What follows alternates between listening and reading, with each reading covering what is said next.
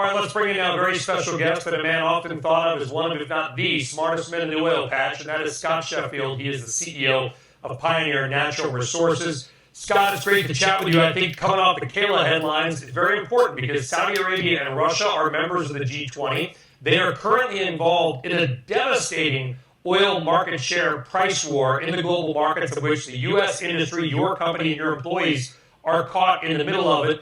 Do you believe there is some kind of political solution to stop this oil dumping war where it's clear it's just now the last country standing?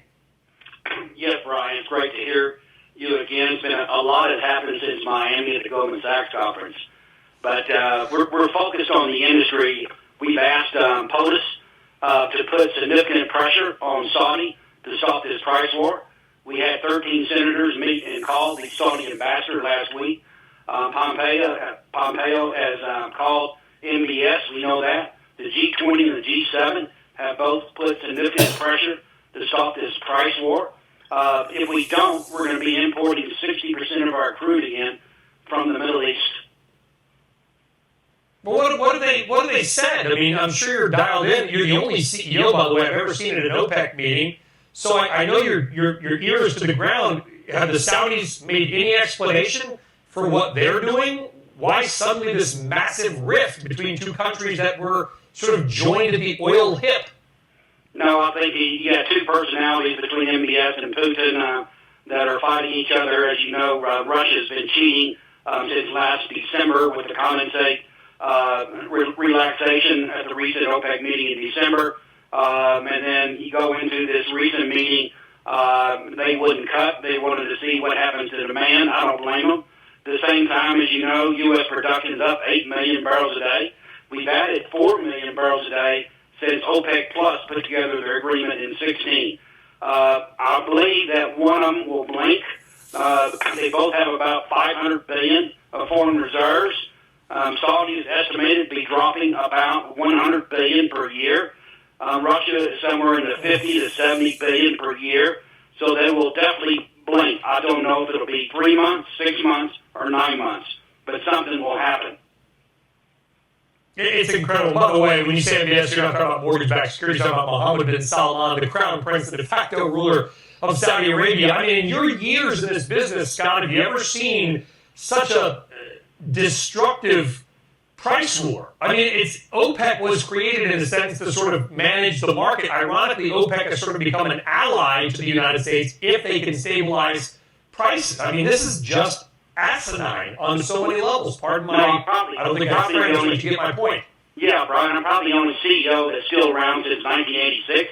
Most CEOs did not go through that. It reminds me of 86. It's going to take a long time to balance the market. That's why Pioneer and several independents are seeking a global settlement to look at really reducing productions with all states, OPEC, OPEC Plus, until the virus has ended. We've run into roadblocks. We've had opposition from Exxon, who controls API and Texoga.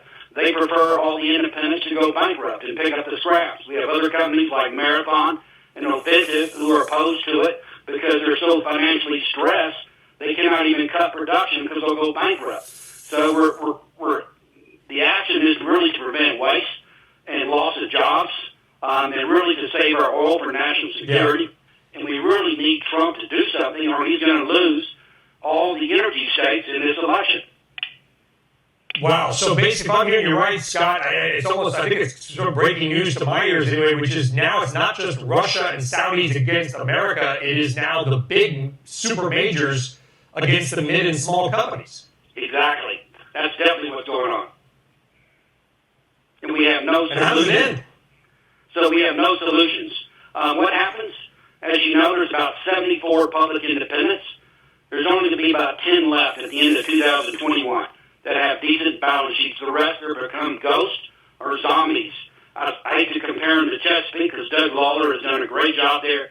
But essentially, we're going to have about 65 public independents. They're going to have debt to cash flow or debt to EBITDA of about 5 to 1. And you haven't asked me about consolidation. Consolidation won't happen because too many companies have too much debt. That's right. I mean, we've already seen some bad deals out there. Scott, we got to get you on again soon because what you're saying is really powerful stuff. I wish we had more time. Saying there's maybe 10 public companies. I know you guys will be one of the ones that are left, by the way. Scott Sheffield, thank you very much for joining us. That is straight talk we need to hear. You be well.